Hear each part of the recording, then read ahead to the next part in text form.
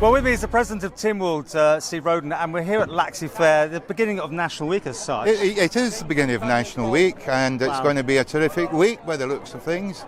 I want to talk about Tynwald Day because I know you've alluded to this in the past. Maybe it's kind of sort of not as many people go there as in the past, and how big a day should we treat it?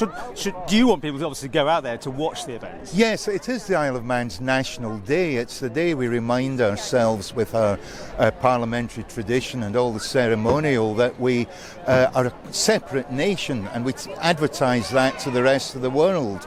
So it's an important day for the people of the Isle of Man just to come together in the spiritual centre of the island, if you wish, St John's, to remember why it is that the Isle of Man is so different, and it's because we have our own long, separate parliamentary tradition.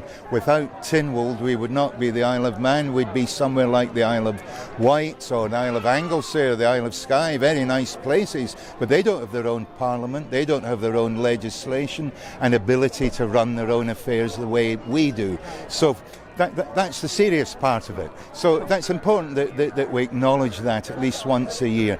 And of course, it's a time for families and friends to get together on what is a national holiday, to meet up with each other at the Fairfield in St John's, to enjoy all the attractions that have been going on for years and years now, and lasting long into the evening. And we're trying to make a bit more of the day. We'll put a bit more into it. This is my point, is because I think less people going, and you want to try and revive it, refresh it. You're trying to bring it up to date. Absolutely, nothing change. Nothing stays the same. Everything should change, and over the years, a number of exciting changes have taken place. For example, this is third or fourth year we've had the Viking village down at Colaree, which is marvellous to see this Viking encampment and people dressed as Vikings performing traditional crafts and activities. Of course, there's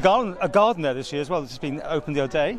We've got the garden on the old Manx Arms site, and of course Culture Vannin. It's the year of our island and very much the month of our island. So there's a whole lot of activities going on. There's the World Village at the Arboretum, for example, and of course all the traditional activities in the Fairfield itself, the music, the dancing, and the entertainment. Of course, the one thing that does draw the crowds is if you've got royalty or someone that people want to see. There's no Joan Collins. I would say Joan Collins. That's some sort of person that people want to come along and see. You have the Lords and you have all these dignitaries from different parliaments, but you don't have that sort of. I'm not going as far as Love Island, but somebody that people want to see. Have you thought about that? We think about this all the time, and.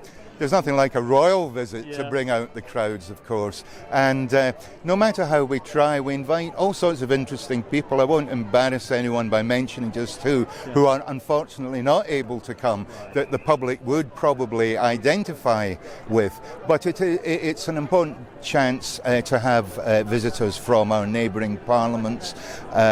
We've got people from Ireland coming, from Scotland, from Westminster, from Guernsey, from the US Embassy in London coming this year, and we've had all sorts of interesting people in the past. This is very much your day. I mean, you preside over the whole event, well, with the governor obviously, but you've got some new MLCs, so there's a refreshing of faces there. Well, it will be a first for many people. It'll only be the second Tynwald Day for half the members of the House of Keys all came in at the 2016 election, and as you say, we have 4 new MLCs, all women of course, who were elected earlier in the year. We've had a rehearsal, we had that last week. It was another gorgeous day, because there is an awful lot to plan. There's an awful lot of things that could go wrong, and we're determined that they won't go wrong in terms of timing and procedure and all the things that make it look as if it flows absolutely naturally. The one thing you'll favour this year, is the weather by the looks of it, because I've been there some years when we've been drenched through. It's happened, I think, a couple of times, and of course the show must go on, because it's a parliamentary. Got to do it. We've got to promulgate the laws, or the acts just get it over with quickly. Go. Cease to take effect. But I tell you, it takes your robes and your wigs weeks to dry out, but we're not going to have that problem this year.